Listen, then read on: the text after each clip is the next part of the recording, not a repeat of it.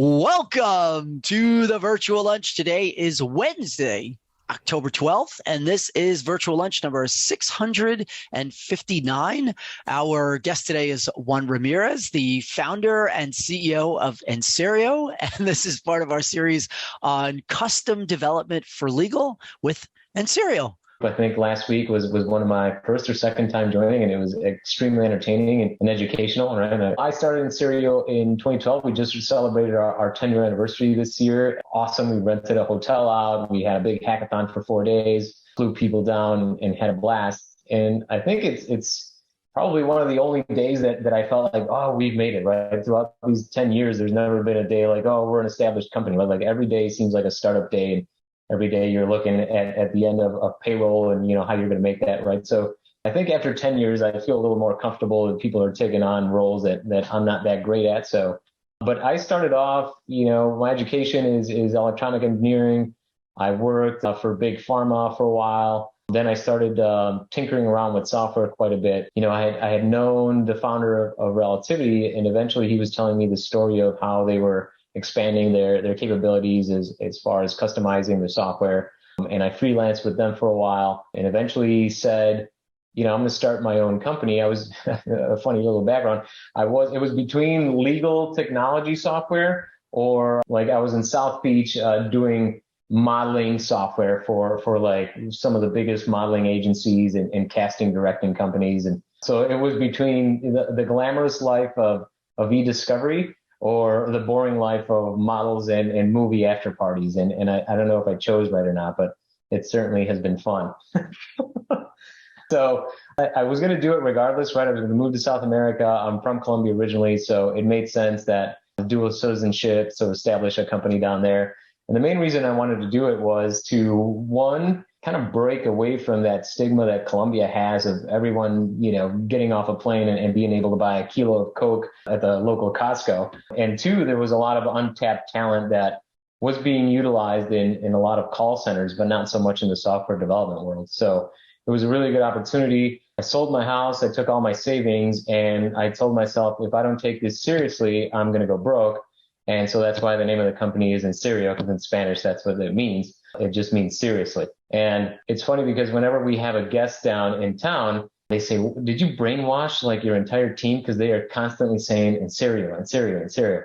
And it's like a slang way of saying, yeah, seriously? So it's all day long they're saying these. And if you don't speak Spanish, you're just like, well, this guy just did a number on the team here. And they just like chant the name of the company at all times. So that's where we are, right? We are 10 years in. I don't know if some of you have experienced Relativity or not, but it's been a pretty good ride. We had really good partnership, or we still do with them, and the evolution of their technology and our company has kind of gone hand in hand. And we have a good solid team. We responded well to COVID.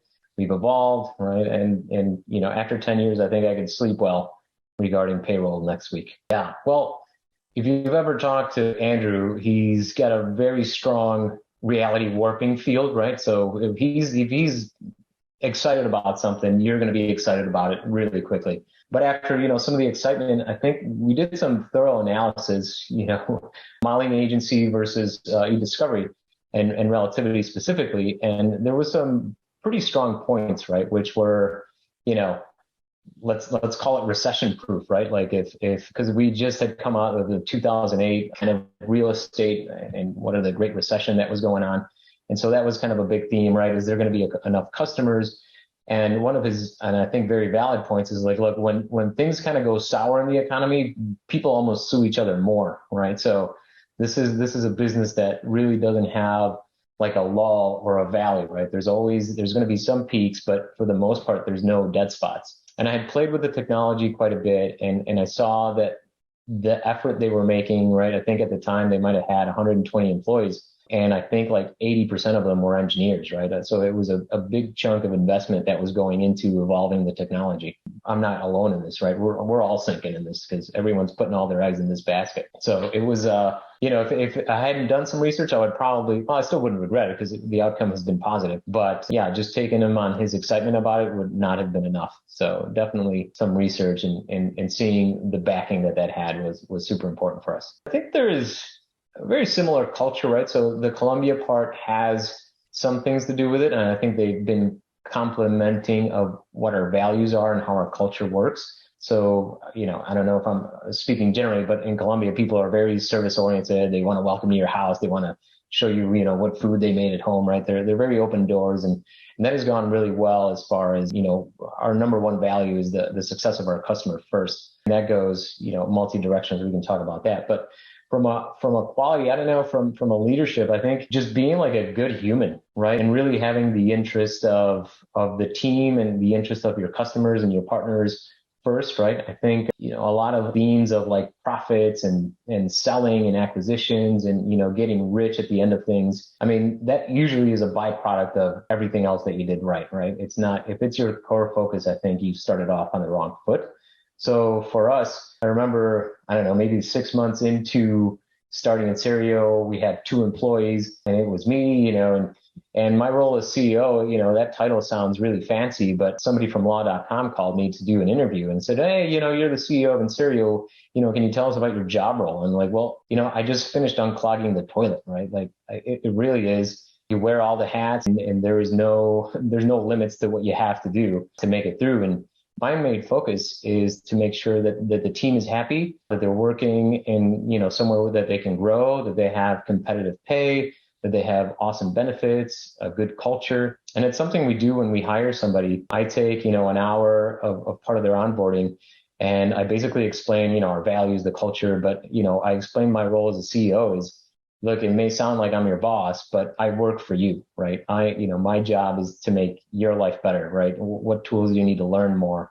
What projects will you succeed in? What position will you be happier in? So it really is, if you take care of people, kind of like everything else, I mean, you have to be good at cash flow and keep the other stuff in mind. But I think if at the core you have other people's interest in mind, then you're bound to be successful. People at some point realized that you could do it, right? I think the tools available at the time where you basically would have to adhere to whatever the tool can do and then work around it, right? Some manual process, or we'll do another Excel sheet here to keep track of this other thing over here. But at some point with the vision that Relativity had to expand their APIs and a lot of the technologies that you see in eDiscovery that expand kind of a way to mold and customize things have kind of educated the market into saying, well, I can do something different, right? I have this real estate case. Why can't I visualize all the properties, involved in this case in Google Maps, right? Or why can't I scan all these forms that were filled out by hand and have some computer AI analyze all this stuff and then convert it into digital where we can kind of report on it? So it's been, I think the complexity of cases has always kind of existed. It's just kind of people have woken up to the power of the technologies that are available, and it's ever changing, right? I think right now we're in this crazy time where AI, machine learning, all that stuff is coming on board, and it's moving faster than we can even kind of understand. So it's, I think the customer base, lawyers, law firms, service providers have kind of evolved into knowing that you can save a lot of time, maybe increase the bottom line by increasing accuracy, reducing risk, automating some things that used to take a long time to do manually. And that's available now in most technologies, right? And whether it's an eDiscovery review platform, I think most of the big players out there have opened up their APIs. And even, a lot of the service providers that are out there and a lot of technologies that are coming on board are no longer just this small niche thing. Just people know that you can translate, that you can transcribe, that you can, analyze images, objects, that you can create new databases to analyze and organize search. So I think the client base has gotten a lot more wise as to what you can do. Juan Ramirez, everybody. Yeah, what a great conversation. Wow. Thank you so much. And thanks, of course, to NSerio for supporting this series on custom development for legal.